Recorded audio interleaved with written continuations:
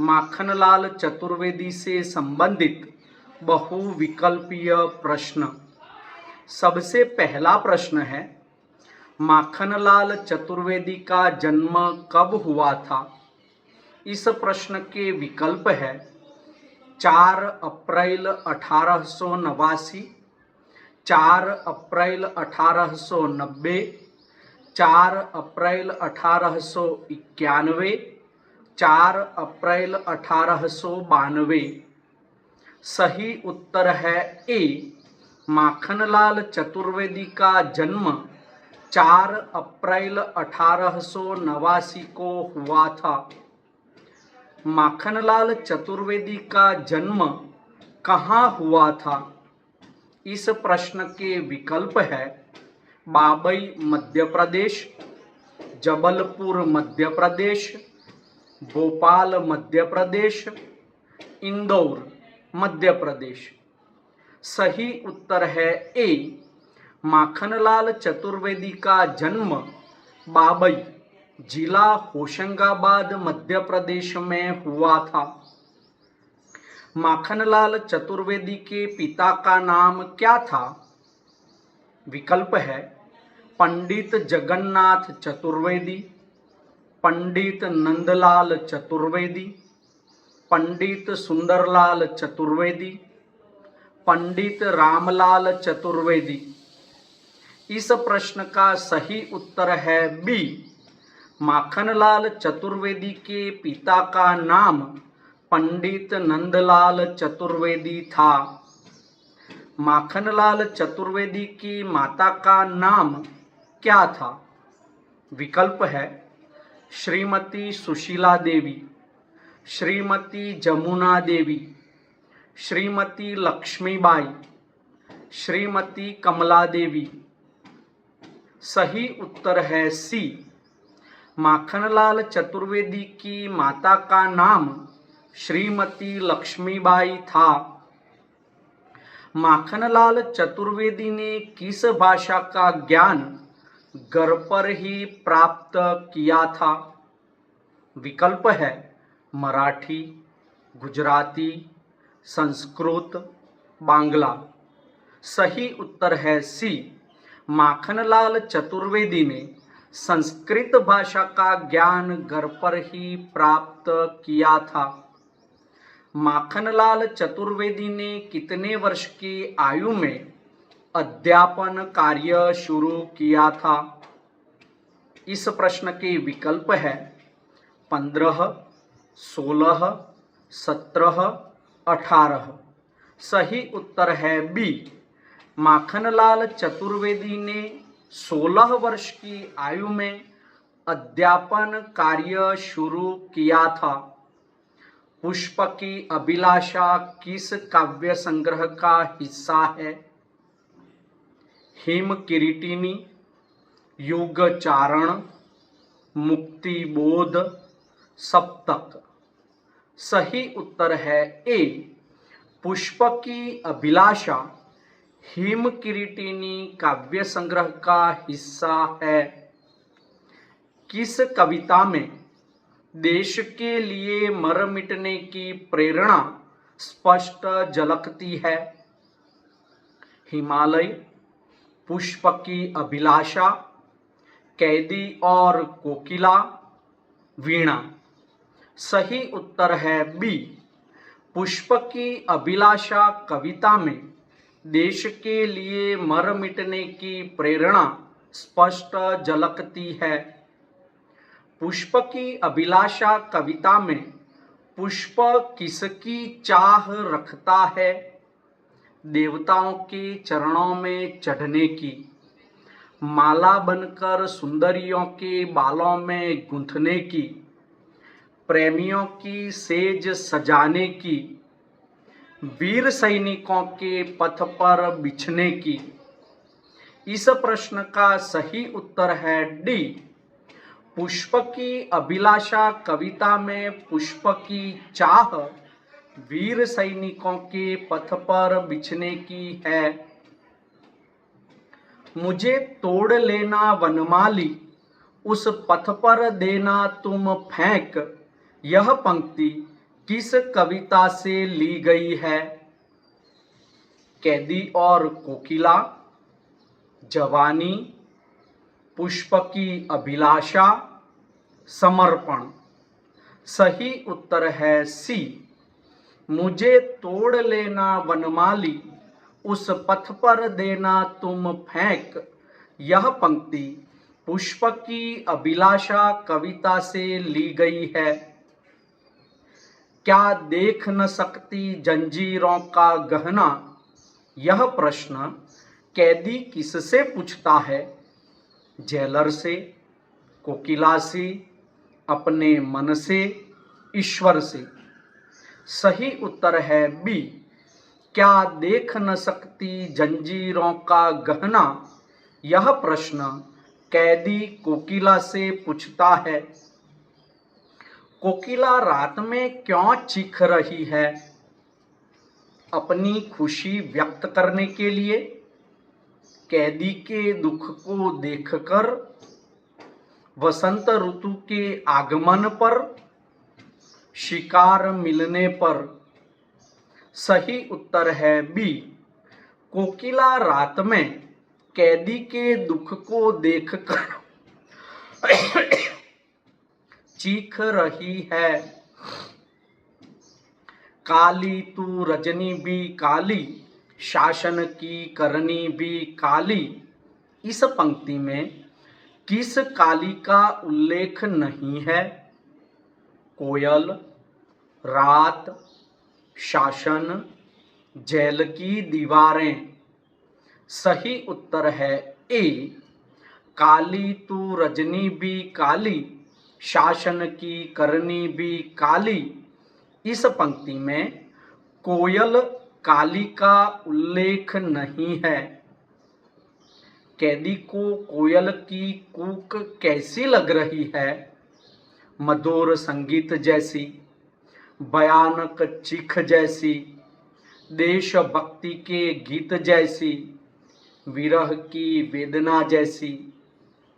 सही उत्तर है सी, कैदी को कोयल की कूक देशभक्ति के गीत जैसी लगती है। कैदी और कोकिला कविता में किस शैली प्रयुक्त हुई है? अर्थात कैदी और कोकिला कविता किस शैली में लिखी गई है? विकल्प है ए, संवादात्मक, बी, वर्णनात्मक, सी, गीतात्मक, डी, गद्यात्मक। सही उत्तर है ए, कैदी और कोकिला कविता संवादात्मक शैली में लिखी गई है। कैदी और कोकिला कविता में कोकिला किसका प्रतीक है? स्वतंत्रता और क्रांति की भावना का, दुख और निराशा का, प्रकृति की सुंदरता का, प्रेम और विरह का। सही उत्तर है ए, कैदी और कोकिला कविता में कोकिला स्वतंत्रता और क्रांति की भावना का प्रतीक है। जवानी कविता में कवि युवाओं को किस ओर बढ़ने का आह्वान करते हैं? भोग और विलास की ओर, कर्तव्य और बलिदान की ओर, शांति और स्थिरता की ओर, मनोरंजन की ओर। सही उत्तर है बी, जवानी कविता में कवि युवाओं को कर्तव्य और बलिदान की ओर बढ़ने का आह्वान करते हैं। जवानी कविता में युवाओं से क्या अपेक्षा की गई है? भोग विलास, व्यापार, संघर्ष और सेवा, धर्माचार। सही उत्तर है सी, जवानी कविता में युवाओं से संघर्ष और सेवा की अपेक्षा की गई है। जवानी कविता में कवि युवाओं को किसका संदेश देते हैं? आराम और विलासिता का, संघर्ष और बलिदान का, मोह और माया का, शांति और स्थिरता का। सही उत्तर है बी। जवानी कविता में कवि युवाओं को संघर्ष और बलिदान का संदेश देते हैं। हम दीवानों की क्या हस्ती है, आज यहाँ कल वहाँ चले। यह पंक्ति किस कवि की है? सूर्यकांत त्रिपाठी निराला, माखनलाल चतुर्वेदी, सुमित्रा नंदन पंत, रामधारी सिंह दिनकर। सही उत्तर है बी। हम दीवानों की क्या हस्ती है, आज यहाँ कल वहाँ चले पंक्ति माखनलाल चतुर्वेदी द्वारा लिखी गई है।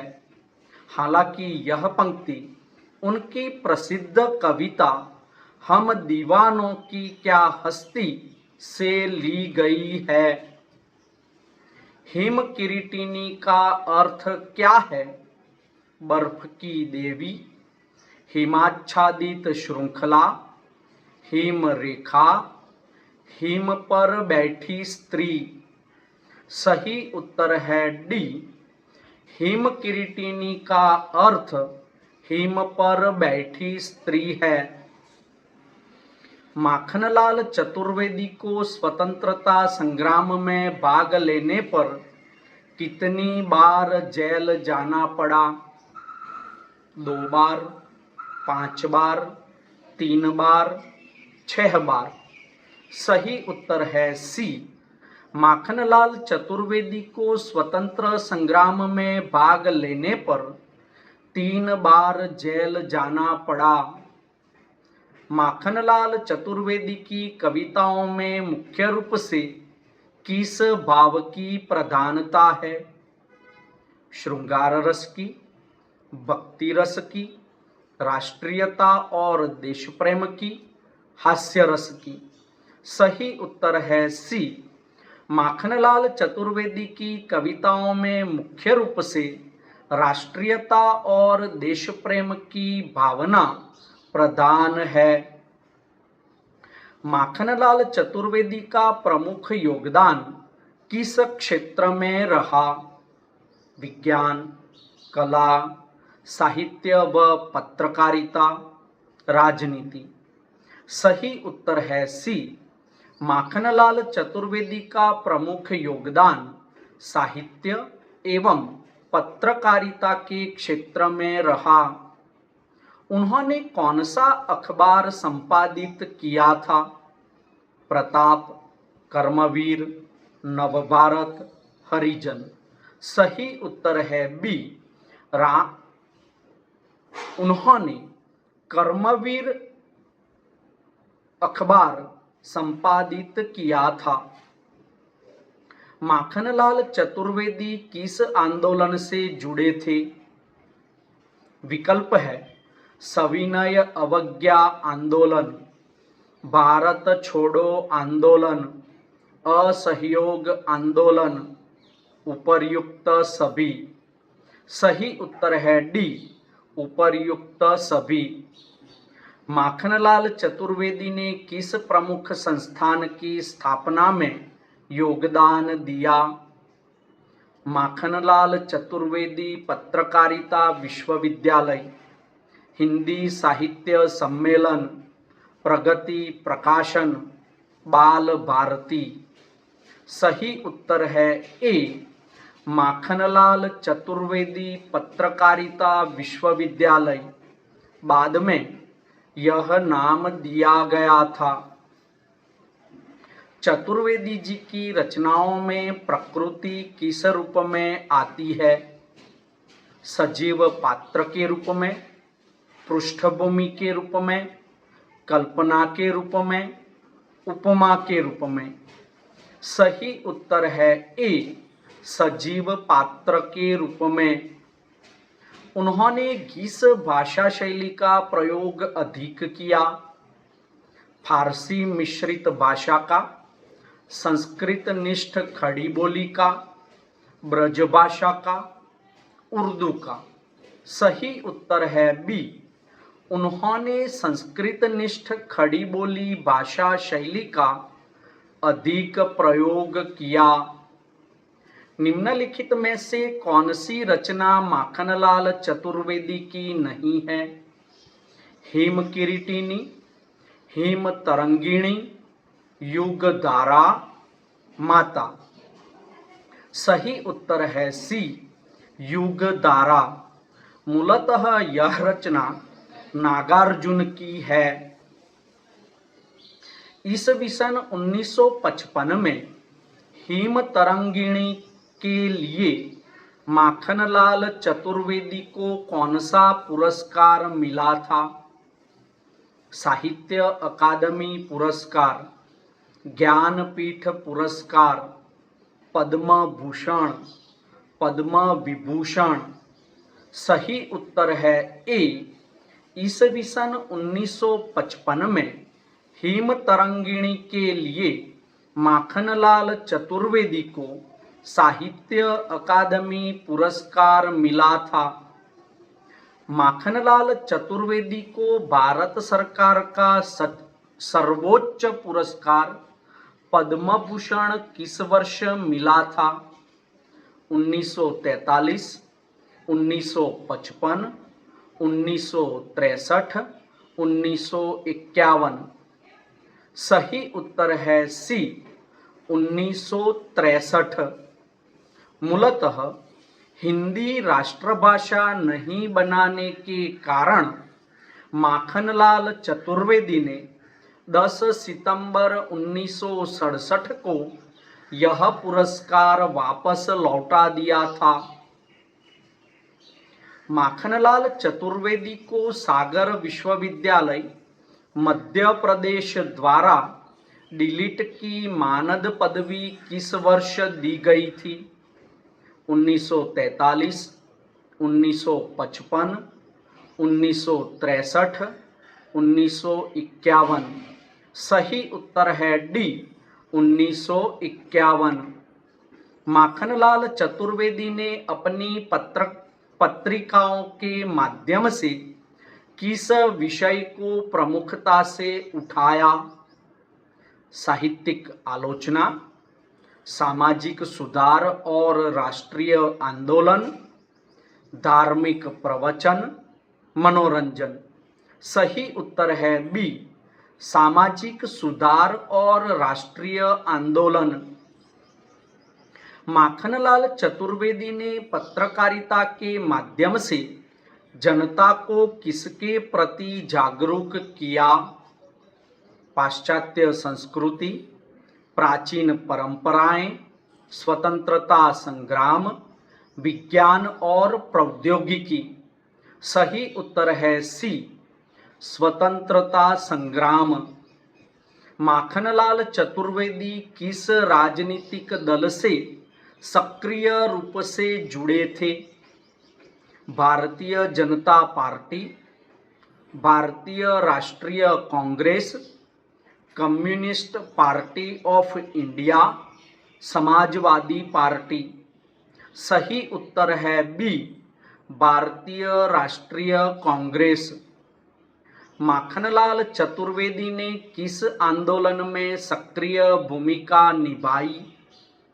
खिलाफत आंदोलन, असहयोग आंदोलन, भारत छोड़ो आंदोलन, उपर्युक्त सभी। सही उत्तर है डी, उपर्युक्त सभी। माखनलाल चतुर्वेदी को किस उपनाम से भी जाना जाता है?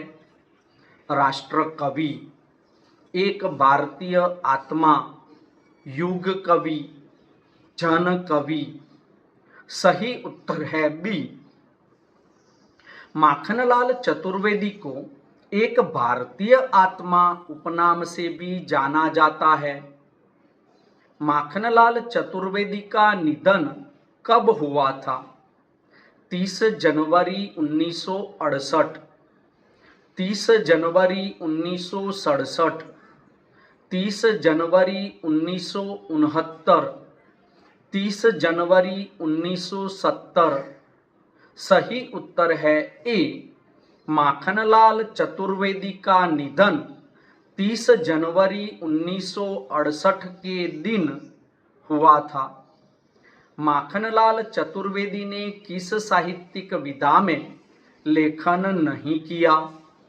कविता, कहानी, नाटक, उपन्यास। सही उत्तर है डी, उपन्यास। माता नामक प्रसिद्ध कविता के रचयिता कौन है? सुमित्रानंदन पंत, माखनलाल चतुर्वेदी, जयशंकर प्रसाद, महादेवी वर्मा। सही उत्तर है बी, माता नामक प्रसिद्ध कविता के रचयिता माखनलाल चतुर्वेदी है। माखनलाल चतुर्वेदी की रचनाओं में किसका गहरा प्रभाव दिखाई देता है?